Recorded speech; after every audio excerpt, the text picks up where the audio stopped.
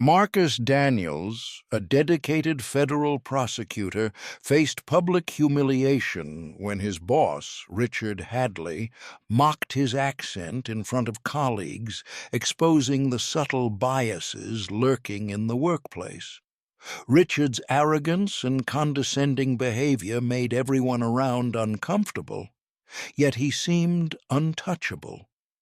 But Marcus quietly gathered evidence, documenting every insult and subtle dig, and turned the tables in a masterful, unexpected move.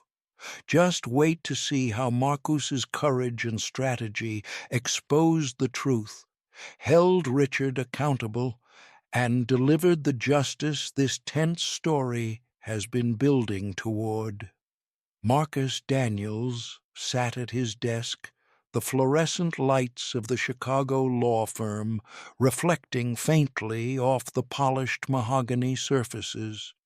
It was past 8 p.m., and most of the office had emptied, leaving a quiet hum of the HVAC system and the occasional click of a distant keyboard.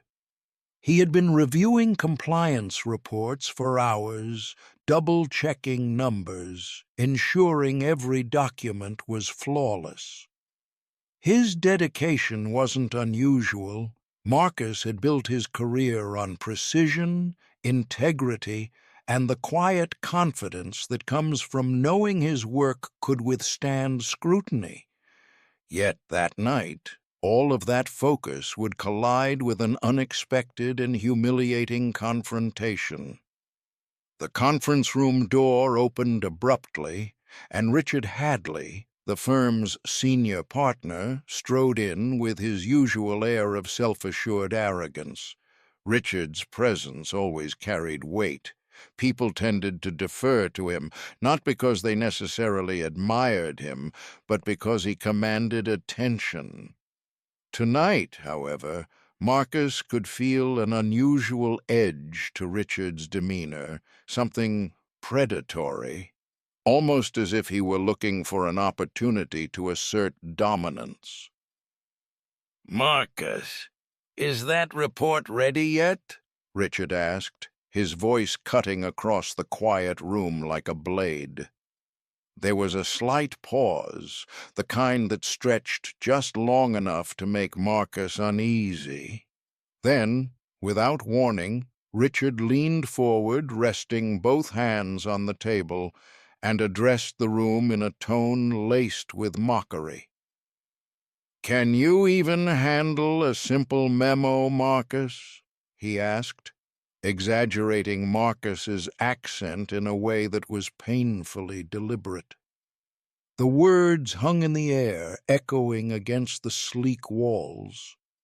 There was a pause before Richard laughed, a short, sharp burst of sound that seemed designed to underline his own amusement. A few colleagues chuckled nervously, unsure of how to respond. The laughter wasn't warm. It was the uncomfortable, opportunistic kind that often accompanies the ridicule of someone else. Marcus felt a surge of shock first, followed immediately by a deep, hot anger. It wasn't just the words themselves, it was the intent behind them. The ridicule was a calculated act, a reminder that no matter how skilled or professional he was, someone like Richard could reduce him to a punchline. The humiliation cut sharply, the kind that makes a person shrink momentarily inside their own skin, wondering why they are being targeted for something as immutable as the way they speak. He clenched his jaw, his hands gripping the edge of the table until his knuckles whitened. Marcus's mind raced, trying to process the layers of injustice. This wasn't an isolated incident. It was a reflection of a deeper, more insidious problem. Subtle, pervasive bias that thrived even in spaces that prided themselves on professionalism and meritocracy. Here, in this polished office in downtown Chicago, the same prejudices that existed in broader society had found a way to assert themselves, veiled beneath humor and authority. But Marcus's anger didn't just simmer silently. It burned. It demanded acknowledgment, recognition that what had happened was not acceptable. He could feel it radiating through his body, a mixture of indignation and determination. He was aware of the eyes in the room, the ones that were trying to laugh along, the ones that were unsure how to react. He refused to give them the satisfaction of seeing him falter entirely. In that moment, Marcus realized that the anger he felt was more than personal. It was righteous, necessary, and fuel for something greater. It wasn't just about defending his own dignity. It was about confronting an injustice that threatened to go unnoticed. He would not allow the subtle humiliation of his voice, his background, or his presence to be dismissed as trivial. The sting of the moment pressed down, sharp and immediate, but within it lay a spark that would not stay buried. Richard leaned back in his chair, smirking, satisfied with the laughter he had provoked. Marcus's fury surged, but it was steady, controlled, a quiet storm. The fire of anger filled him with clarity rather than confusion. This wasn't just a personal affront, it was a call to action, a reminder that injustice could appear anywhere, even in the most polished offices, and that standing silent in its presence would be complicity. As Richard droned on with additional sarcastic remarks, Marcus sat upright, shoulders squared. He would not be a victim.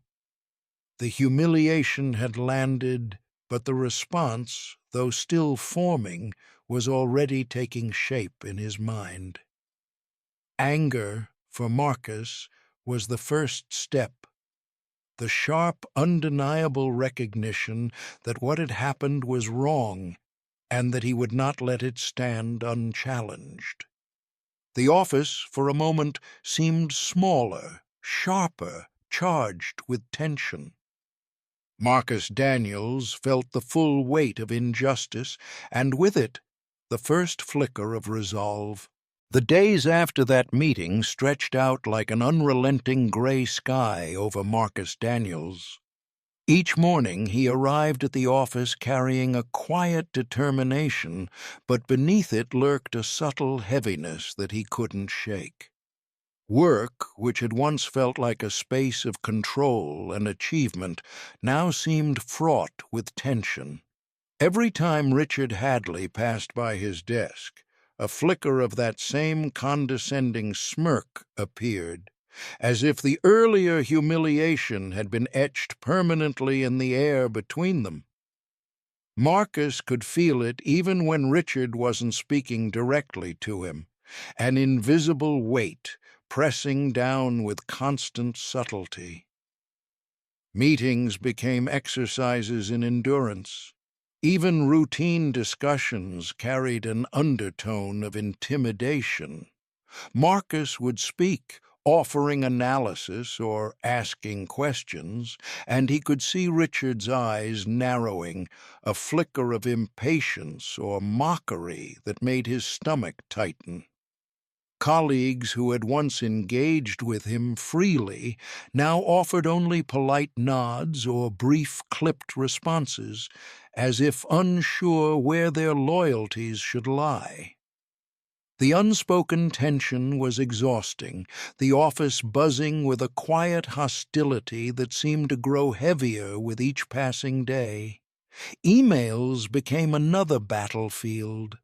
Simple requests or status updates were often returned with condescending phrasing, Richard's sentences laced with double meanings. subtle digs that could be dismissed as humor but felt pointedly personal. Marcus found himself rereading every message, parsing tone and implication, second-guessing his own interpretations. He wondered whether he was imagining some of it, until the pattern became undeniable, a slow, creeping erosion of his professional environment. Even friends in the office, people he had trusted, seemed reluctant to step forward. He caught them glancing at him with uncertainty in their eyes, awkward smiles that betrayed discomfort. Some avoided eye contact entirely when Richard was present.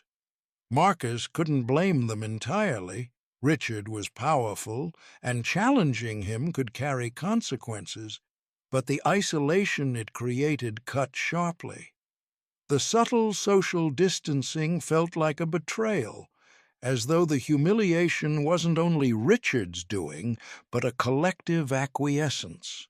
At night, Marcus would lie awake replaying moments from the week, reliving that sharp sting of mockery over and over.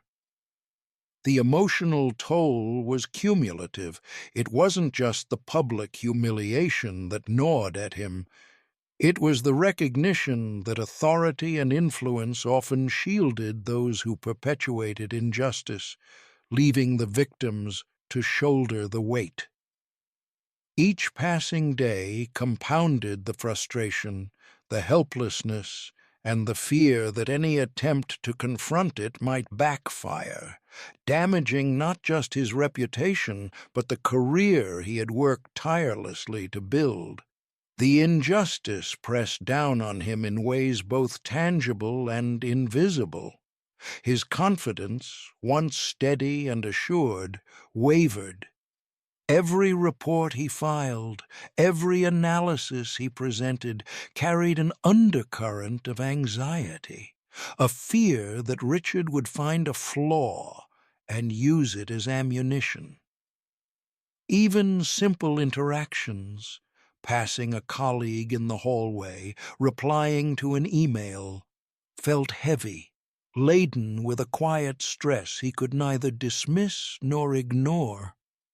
The office, a place of learning and accomplishment, had become a gauntlet of scrutiny, subtle ridicule, and social calculation. Marcus's inner dialogue swung between self-doubt and simmering frustration. He questioned whether he should speak up, file a complaint, or try to endure quietly. Each option felt fraught. Reporting Richard could provoke retaliation, or worse, be dismissed entirely. Remaining silent could allow the harassment to continue, eroding his self-respect and professional standing. The stakes were high, the consequences unclear, and the emotional exhaustion relentless. Through it all, Marcus realized that the pain was more than a personal struggle. It was the embodiment of injustice in a polished professional setting, humiliation and subtle discrimination masked by polite manners and corporate hierarchy. The weight pressing on him wasn't just his own. It was a reflection of the quiet endurance demanded of those who faced bias in environments that prized appearances over accountability. Yet, beneath the heaviness, a small ember of resolve persisted. The emotional toll was real, sharp, and often overwhelming. But within that pain, Marcus began to sense the first stirrings of a strategy, a way to reclaim not only his dignity but justice itself.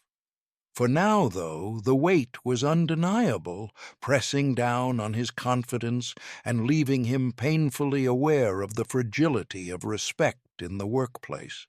One evening, after another grueling day of strained meetings and carefully measured interactions, Marcus Daniels leaned back in his chair and let out a long, controlled breath. The office was quiet, most employees having already left, the soft hum of computers and the distant clatter of elevators providing a steady, almost comforting rhythm. He had spent the past few days in a fog of frustration, anxiety, and simmering anger, replaying Richard Hadley's mocking words and gestures over and over in his mind. Yet tonight, something shifted, a spark, faint at first, but unmistakably there. Marcus remembered the dual life he led, one few at the firm were aware of. Outside the polished glass towers of corporate law, he was a federal prosecutor trained to scrutinize evidence, uncover deception, and hold even the most powerful individuals accountable. The skills that had served him in the high-stakes legal battles now offered a path through the oppressive tension he faced daily. He realized that he didn't have to suffer in silence. There was a way to respond, one that relied not on confrontation or emotion, but on preparation, method, and strategy. He began quietly, deliberately, collecting fragments of proof. Every email that carried a subtle dig, every meeting where Richard's smirk or tone had crossed the line, Marcus noted with precision. He started recording audio snippets of presentations and informal discussions, carefully ensuring that nothing was done recklessly or without legal grounding. He spoke discreetly with colleagues who had witnessed the behavior, gathering statements, impressions, and recollections, small pieces that could build into a comprehensive picture. Each step he took required careful thought, patience, and restraint. But with every piece of evidence, the weight of helplessness began to lift. Marcus's motivation evolved during this process. What had started as a personal response to humiliation became something larger, a pursuit of justice that transcended the immediate insult. It wasn't about revenge or proving superiority. It was about exposing the arrogance, the subtle abuses of power, and ensuring accountability in a space that often celebrated appearances over fairness. The act of compiling evidence became empowering, a light against the darkness of daily indignities. He could feel his despair slowly retreating, replaced by a quiet confidence that grew steadily with each documented detail. The hope that justice was within reach began to take form like a small, steady flame in a dark room. Marcus envisioned a plan, not impulsive or reactive, but precise and strategic. He imagined presenting the facts in a way that no one would anticipate, calm, professional, undeniable. The thought of turning the tables on Richard, not through confrontation but through undeniable proof, lifted a sense of anticipation and determination within him. He could almost see the scene unfold in his mind. The shocked reactions, the validation of careful documentation, and the acknowledgement that he had acted not out of anger alone, but with integrity and foresight. As he reviewed his notes late into the night, Marcus allowed himself a rare moment of optimism. This was not a fleeting wish. It was a tangible possibility. Each step forward, each careful recording, each corroborated statement became a building block for a larger resolution. For the first time in days, the oppressive weight of humiliation felt surmountable. There was a path forward, a way to reclaim dignity and demonstrate that no amount of mockery or arrogance could silence him. Hope, Marcus realized, was not passive. It was action, preparation, and foresight. It was recognizing that even in moments of injustice, the tools and knowledge at his disposal could create real change. And as he shut down his computer and prepared to leave the office, he carried with him more than papers and audio files.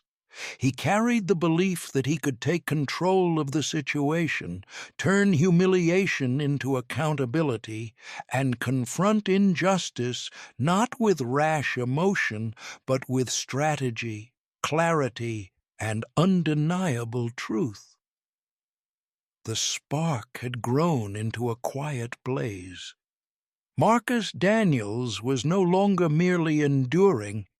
He was preparing to act, and for the first time in weeks he felt the weight of hope pressing gently but firmly against the darkness that had consumed him.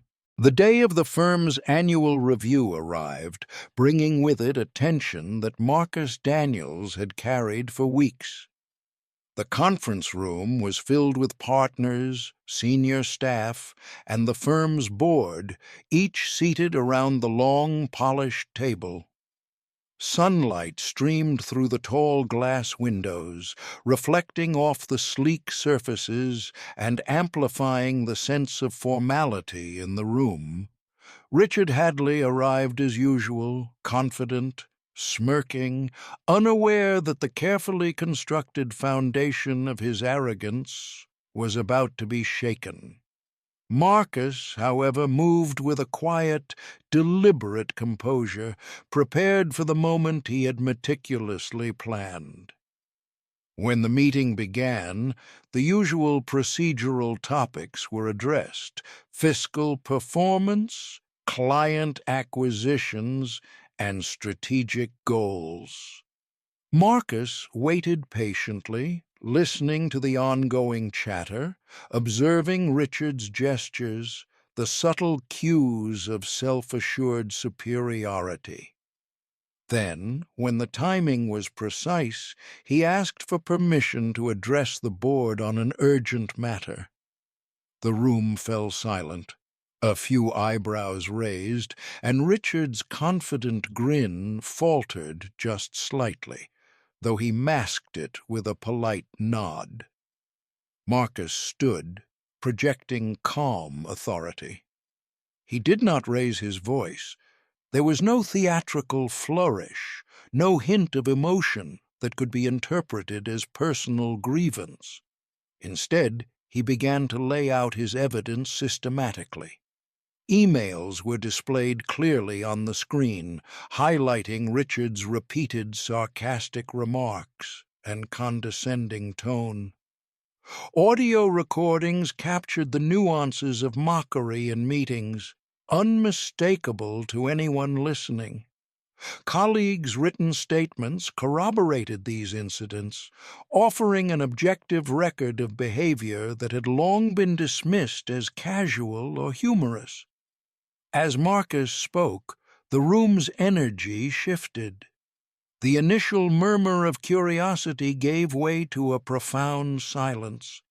Board members leaned forward, eyes scanning each piece of evidence, absorbing the precision and thoroughness of his work. Richard's smug demeanor, once so carefully maintained, began to crack. He shifted in his seat, attempts at charm replaced by unease, as he realized the depth of Marcus's preparation. For the first time, he was confronted with the undeniable fact that he had underestimated Marcus completely.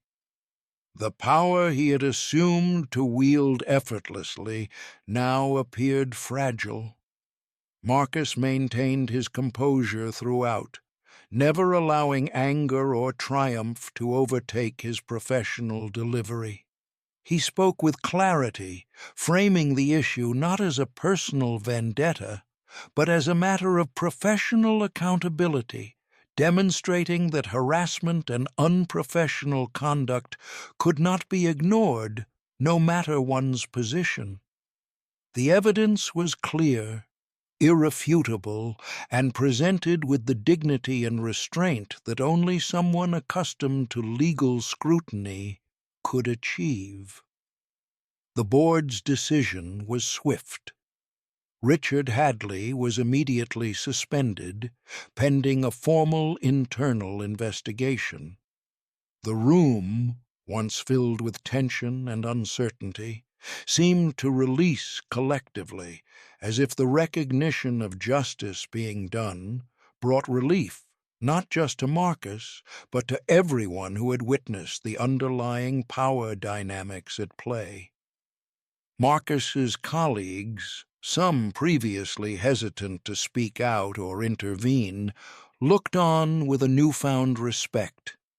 They had seen courage, intelligence, and patience transform a moment of humiliation into a profound lesson in accountability. In that moment, Marcus understood that the triumph was not simply about proving Richard wrong. It was about reclaiming dignity, asserting the importance of ethical leadership, and demonstrating that true authority arises from character, integrity, and respect for others, not from mockery, intimidation, or unchecked power. The impact extended beyond personal vindication.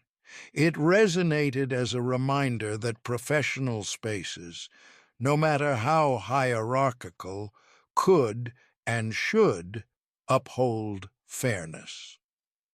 As the meeting concluded, Marcus felt a quiet, steady satisfaction. Justice had been served without spectacle, without malice, but with unwavering professionalism. His triumph was complete, and the inspiration radiated quietly but unmistakably through the room. Marcus Daniels had turned humiliation into accountability, anger into strategy, and hope into undeniable victory. The message was clear. Real power commands respect through integrity, not cruelty. And those who dare to stand for justice leave a lasting mark far stronger than any attempt to diminish them ever could.